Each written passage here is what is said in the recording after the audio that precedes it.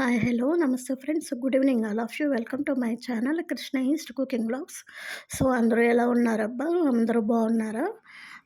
So ఇక్కడొచ్చేసి నేను ప్లేట్‌లో చూపిచ్చాను కదా! ఇదొచ్చేసి ఆవకాయ పులిహోర అబ్బా.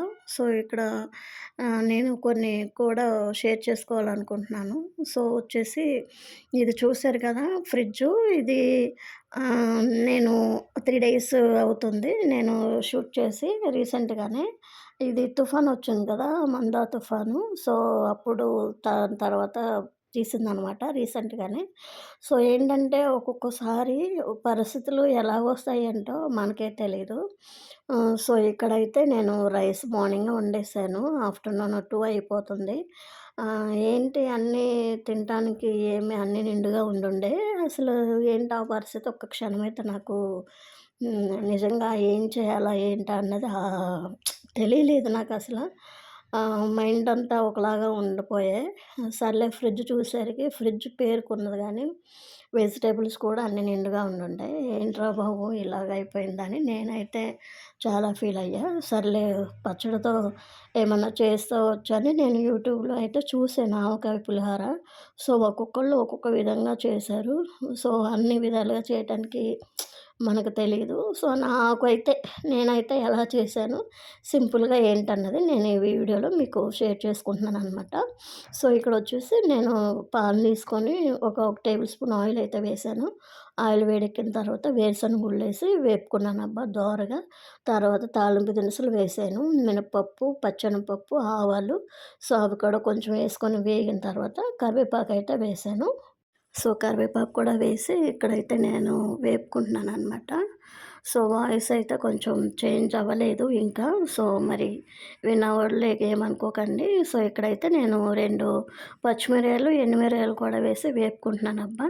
సో, ఇదిగోండి ఆల్మోస్ట్ వేగిపోయినాయి. సో, వచ్చేసి ఇదిగోండి కొంచెం చూసారా ఆవకాయ ఇది గిన్నెలోకి తీసుకున్నాను నేను. సో, అది కొంచెం 2 టేబుల్ స్పూన్‌లయితే వేసుకొని ఇక్కడ నేను కలుపుకుంటున్నాననమాట.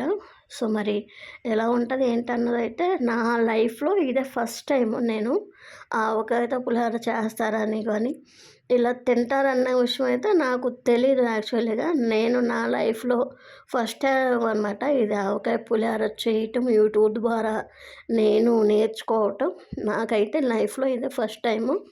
సో, కొంచెం రైస్ కూడా వేసుకొని ఇక్కడ కలుపుకొని నేను మళ్ళీ అదే పాన్‌లో ఇక్కడ రైస్‌లోకి వేసేసి కలుపుకున్నానబ్బా.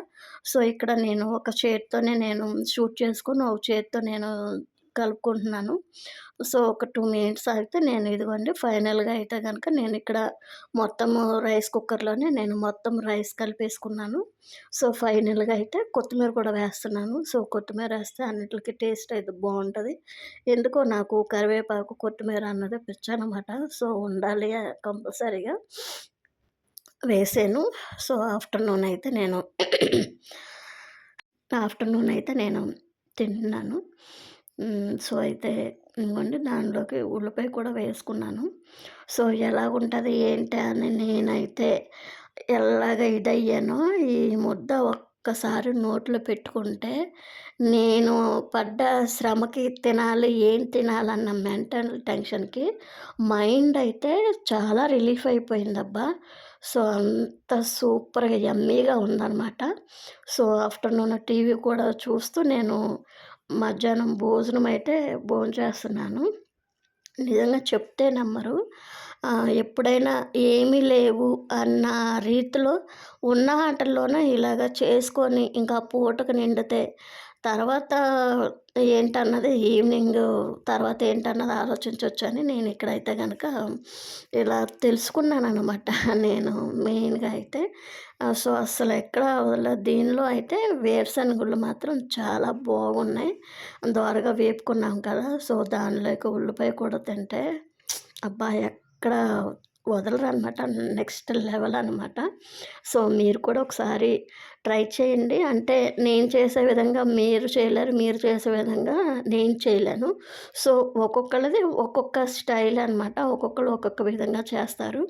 సో, నేనైతే ఇలాగ నాకు దగ్గర ఉన్న ఆటలతో నేను ఇలాగ చేసుకొని మధ్యాహ్నం భోజనం అయితే ఇలా చేసుకున్నాను.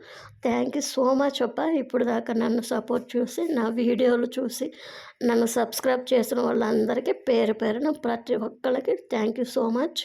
నచ్చితే గనుక సబ్స్క్రైబ్ చేసుకో మర్చిపోకండి. Thank you for watching. Bye.